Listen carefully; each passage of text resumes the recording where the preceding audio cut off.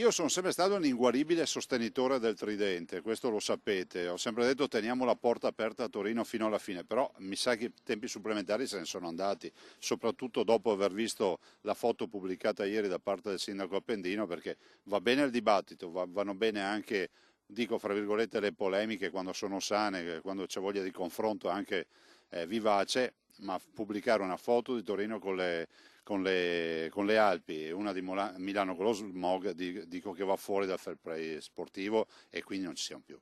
Dopo mesi di diplomazia, il governatore veneto Luca Zaia entra nella polemica olimpica per commentare con durezza l'uscita della sindaca di Torino Chiara Appendino, che ha definito incomprensibile la candidatura congiunta di Milano e Cortina, accompagnando l'esternazione con un discutibile fotomontaggio. Con questi presupposti, allarga le braccia Zaia, non si può fare un percorso insieme, avanti tutta con Milano. Cominciamo col dire che le Olimpiadi valgono circa 40.000 posti di lavoro e 2 miliardi di giro d'affari per il Veneto. Sono una grande opportunità di promozione, di occupazione e anche di valorizzazione di quello che abbiamo.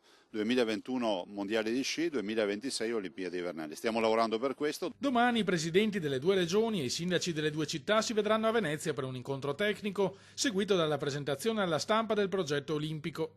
Il tridente ci avrebbe dato la pace sociale e anche i finanziamenti dal governo, spiega Zaia, ma guardiamo avanti nella consapevolezza che siamo in grado di organizzare queste Olimpiadi con lo spirito di autonomia che ci contraddistingue. Il governo confida molto su di noi, se ci dice che le Olimpiadi le possiamo fare solo noi vuol dire che sa che l'autonomia ce la meritiamo.